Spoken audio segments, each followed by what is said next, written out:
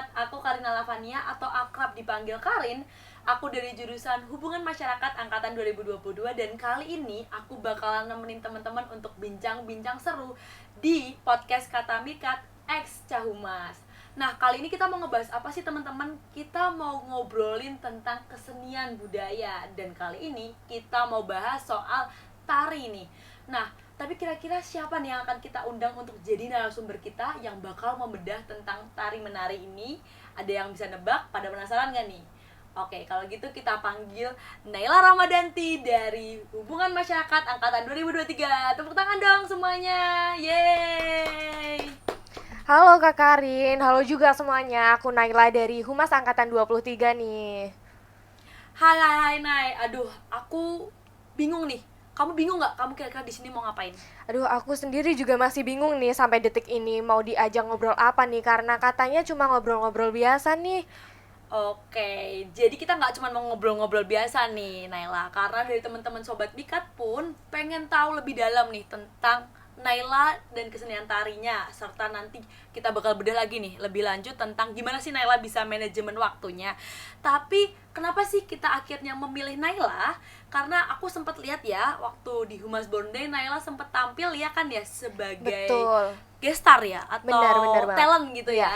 Dan di situ aku jujur amazed banget sama Naila karena untuk di era sekarang dan di sekitaran kampus gitu jarang banget nih untuk nemuin seorang mahasiswa gitu yang mau menekuni tari sampai detik ini gitu, sehingga aku cukup tertarik dan pengen lebih dalam lebih tahu nih tentang Naila dan kesenian tarinya.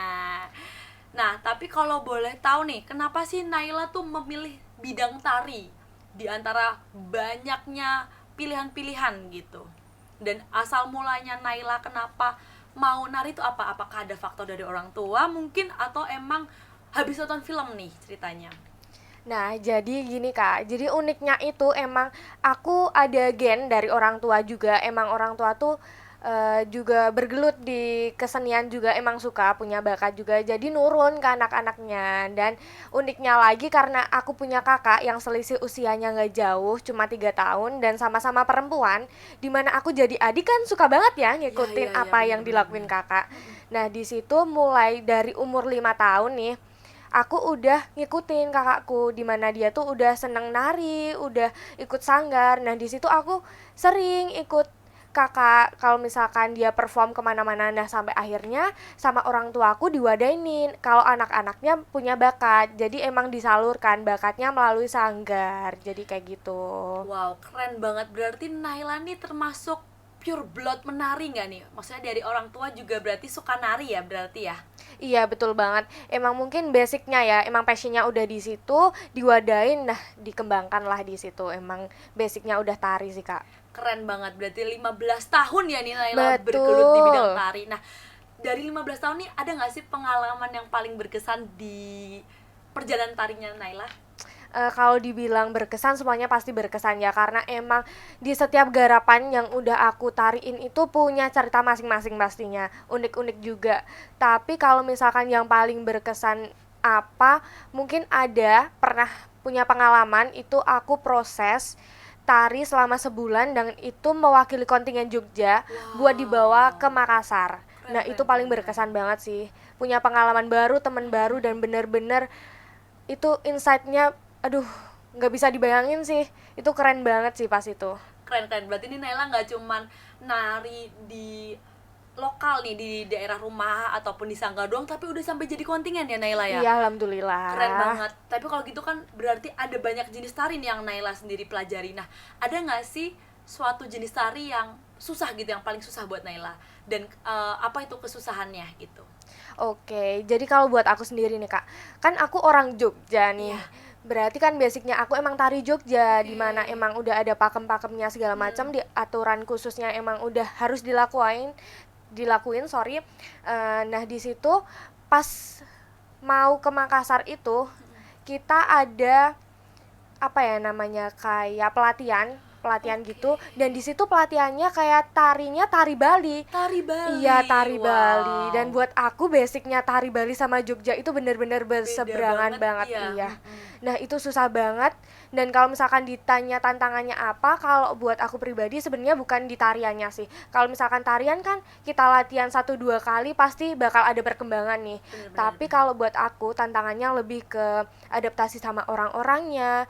Dan ini plot twistnya, kalau misalkan kalian di dunia tari apalagi jadi penari, ini kita proses buat dapetin hasil maksimal di sebuah tarian itu kita bisa menghasilkan berbulan-bulan.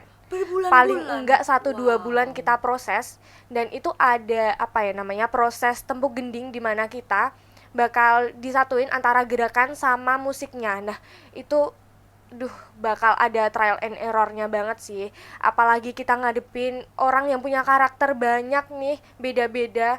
Kita harus profesional, chemistry-nya harus dapat biar gerakannya tetap hidup. Itu susah banget sih, apalagi kalau jadi penari itu kita jam kerjanya benar-benar unlimited, nggak Iya, terbatas. bener, Kayak bener. misal bisa 24 jam kita nggak tidur, pergi Iya. pagi pulang pagi dah. Kayak orang cari duit emang sesusah ini ya, kayak gitu. Bener.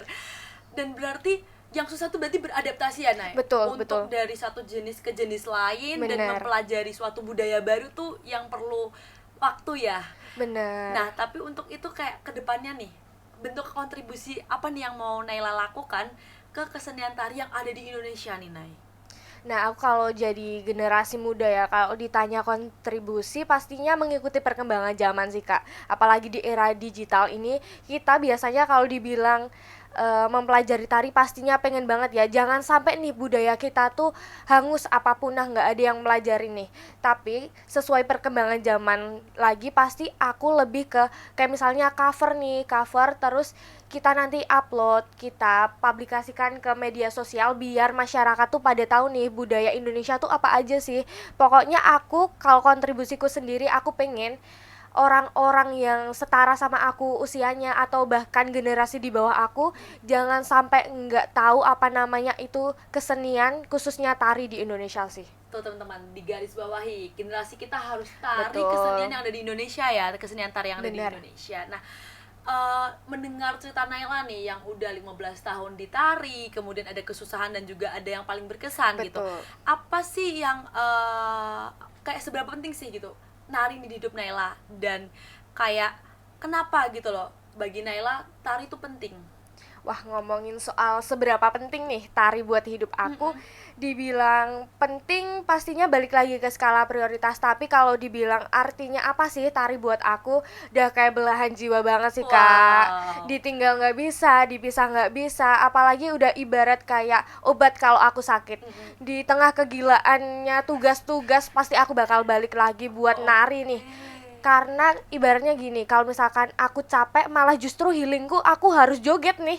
Kayak aduh nggak bisa nih kalau nggak joget, karena udah belahan jiwa banget ini buat Nempel aku. banget ya, Bener, berarti ya. udah nggak bisa Seorang Naila dipisahin. sama tari itu bener-bener udah klop gitu ya. Betul, klop banget sih. Oke, nah tapi nih ngelihat kesibukan Naila nih, yang berarti Naila nih nggak cuma seorang penari ya, tapi juga sekarang masih menjadi mahasiswa aktif. Betul. Dan Naila apa ikut organisasi kepanitiaan gitu ada? Aku kalau organisasi ikut manajemen tari juga dari Oke. UKM. Terus kalau kepanitiaan beberapa ada sih, Ada Kak. beberapa kepanitiaan. Nah, ini kan Benar. cukup apa ya, padat ya jadwal dari Naila ini. Nah, ini yang mungkin dari teman-teman Sobat Mikat pengen tahu lebih dalam lagi, gimana sih caranya Naila itu bisa mengatur dan memanajemen waktu Naila, dan gimana cara Naila untuk mengatur skala prioritasnya nih, yang mana yang harus didahulukan dan mana yang enggak. Nah, kalau ngomongin skala prioritas, sebenarnya aku juga masih belajar nih. Apalagi di umur-umur segini pastinya banyak kepelin-pelanan yang terjadi. Tapi pastinya aku juga udah belajar dari pengalaman, udah melalui masa trial and error juga. Dimana sebenarnya ada cerita nih di baliknya, Kak. Apa itu? Jadi pas aku SMA, sebenarnya aku tuh nggak balance antara akademik sama hobi. Karena emang di masa-masa SMA itu aku bener-bener lagi seneng-senengnya nih perform di mana-mana, dapet job banyak, sampai akhirnya aku sering bolos nggak masuk. Karena aku ngejob. Terus kalaupun misal aku masuk sekolah, aku adanya tidur, kecapean. Jadi aku harus lebih ngejar daripada teman-temanku Yang atas lain, ketertinggalannya karena aku ngejob. Nah, karena di situ udah sampai akhirnya aku kayak aduh nggak bisa nih kayak gini karena akademiknya aku udah ketinggalan banget, sampai akhirnya aku mulai harus milih skala prioritas mana yang mau aku duluin. Dan di situ aku milih buat fokus ke akademik baru ke hobi. Tapi di situ biar nggak stres pastinya aku butuh hobi dong, butuh penyaluran hobi juga. Jadi aku milih buat ngejob tari, perform tari itu kebanyakan aku pilih di hari libur atau yang memang senggang nggak ada jadwal padat. Nah, di situ juga aku harus punya plan dan schedule yang udah tertata rapi. Jadi ketika aku udah deal nih buat perform, karena balik lagi kan kalau misalkan kita mau tampil ada proses berbulan-bulan yang harus dilalui. Nah, di situ aku harus tahu konsekuensinya seberapa. Jadi sebelum aku deal, aku harus tahu nih tata dulu jadwalnya nih. Nanti ada yang ketabrak atau enggak, ada yang ibaratnya berseberangan atau enggak. Jadi aku harus tahu. Nah, di situ pentingnya banget kita bikin schedule atas kegiatan yang kita punya. Nah, di situ juga aku harus tahu dari konsekuensinya ketika aku udah deal. Misalkan aku ada jadwal padat antara akademik atau di latihan, aku nggak boleh campurin dua urusan itu jadi satu. Jadi ketika aku udah mulai latihan, aku harus tinggalin masalah akademikku di luar itu dan begitu sebaliknya. Jadi harus benar-benar satu sama lain selesai sebelum aku melakukan kegiatan yang lain sih. Oke, berarti tetap Naila nih tetap memprioritaskan akademik ya, Betul, kuliah dulu betul ya. dong. Ini penting banget nih buat teman-teman yang masih bertanya-tanya gimana sih caranya untuk mengatur prioritas, karena tetap kuliah itu nomor satu gitu Iya, kan iya, ya. Baru benar. nanti mungkin walaupun tari ini sama pentingnya dengan kuliah, tetap setelah kuliah bisa tari gitu ya. Bener dong. Oke nih. Nah, terjawab sudah nih pertanyaan dari teman-teman Sobat Humas tentang gimana sih Naila bisa mengatur waktu dan juga skala prioritas tadi. Dan perlu digarisbawahi nih Sobat Humas bahwa walaupun nih ada banyak kegiatan, tetap kuliah nomor satu, bener nggak, Nay? Betul banget nih. Dan ketika memang ada hal yang penting juga yaitu tari, tetap harus bisa balance nih keduanya. Benar. Dengan cara membuat sebuah jadwal ataupun Betul banget. time management tadi ya. Benar. Nah, tapi nih karena Naila udah bergelut di bidang tari di cukup lama gitu ya, 15 tahun tuh nggak sebentar loh, Betul. Nay. Dan selama itu kamu tuh pernah nggak sih merasa bosan dan jenuh kayak aduh nari lagi gitu kan? Nah, gimana nih cara kamu untuk ngatasin rasa jenuh tadi gitu dan bisa kembali produktif lagi nih sama nari? Kalau ngomongin soal jenuh nih, kalau jenuh tuh kayak pasti bakal ada ya di titik jenuh. Tapi kalau aku sendiri, jenuhnya tuh justru bukan sama tarinya, tapi sama suasananya. Kayak misalkan suasana latihan, suasana prosesnya. Karena kan kita berbulan-bulan nih, dan kita ketemunya cuma orang-orang itu aja setiap harinya dengan durasi waktu yang lama, bisa 24 jam, Ya, kadang 48 jam dengan orang yang sama. 48, Iya. wow. Jadi kalau misalkan ngatasinnya gimana, kalau aku sih lebih malah justru kita harus ngebangun bonding sama orang-orang sekitar. Jadi malah justru ketika kita ngebangun bonding di situ pasti kita bakal nemuin hal-hal menarik yang justru bikin kita kayak wah seru nih, ternyata nggak sesuai sama apa yang aku pikirin, nggak seburuk itu. Jadi di proses itu pasti kita bakal menemukan banyak banget macam-macam orang dan kita bakal lebih lebih jadi nemuin fun fact yang benar-benar bikin kita malah justru semangat lagi nih. Kalau misalkan ngebangkitin gimana semangat biar latihannya juga kedukung. Di situ kalau aku sendiri sih aku nge-reminder diri. Jadi kalau misalkan apa sih goals yang harus aku capai ketika aku udah latihan, masa udah jauh-jauh latihan, udah capek-capek latihan, masa aku mau nyerah di tengah jalan. Apalagi kalau misalkan di dunia tari itu cuan banget sih, Kak. Nah, itu nilai plusnya. Jadi lebih harus semangat nih biar kaya raya mendadak karena cuma joget doang nih. Oke, kaya raya Betul. mendadak ya. Jadi tentunya motivasi nih. Benar. Motivasi ini jadi salah satu hal utama yang membuat Naila tuh Benar. bisa tetap stay on track dengan menari. Nah, tapi sayang banget nih Naila, kita udah sampai di penghujung acara dan kita akan berpisah nih dalam detik-detik terakhir ini gitu kan. Tapi Ya. sebelumnya mau berterima kasih banyak gitu, karena dari sini kita banyak bisa mengambil hal-hal manfaat-manfaat dari Betul. cerita Naila ini. Termasuk tadi ini tips untuk bisa memanajemen waktu, kemudian juga cara pengolahan rasa jenuh, dan Bener. gimana sih caranya supaya tidak meninggalkan aspek-aspek penting, contohnya adalah kuliah dan organisasi lain, sehingga nggak ada alasan lagi nih buat teman-teman jadi mahasiswa kupu-kupu alias kuliah pulang.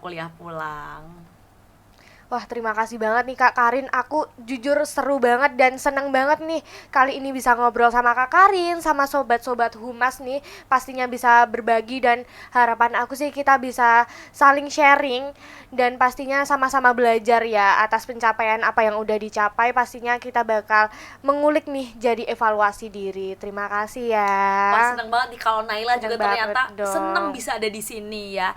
Cuman aku sekali lagi juga mau berterima kasih buat Naila karena juga memberikan kebermanfaatan nih, nggak cuma buat aku tapi juga buat teman-teman dari Sobat Humas, dan semoga kita bakal bisa ketemu lagi nih Nay di acara-acara lain yang berikutnya, dan mungkin ada podcast Kata Mikat X Cahuma selanjutnya kita bisa diundang lagi ya Nay aku ya. tunggu ya. Bener banget. Jadi wah, seneng banget nih karena Naila juga ternyata sama-sama senang nih bisa ada Bener di sini. dong, seneng banget dong. Dan aku berharap ini nggak jadi pertemuan terakhir kita ya Nay. Kita Jangan bisa sampai, ketemu jangan lagi. sampai. Dan siapa tahu nanti ada podcast Kata Mikat X Cahuma selanjutnya nih Nay. Semoga ya, kita Iya, tunggu. bener banget. Nah, sayangnya aku harus pamit undur diri nih teman-teman Sobat Humas. Jadi aku Karin, aku pamit undur diri dan mohon maaf kalau dari aku ada salah-salah kata ataupun salah-salah tindakan. Dan Naila juga boleh pamit undur diri. Dari aku makasih banget nih karena udah diajak ngobrol-ngobrol, berbagi juga. Semoga bermanfaat buat teman-teman. Aku juga pamit undur diri. Naila dari Humas Angkatan 23. Karin dari Humas Angkatan 22. Dadah!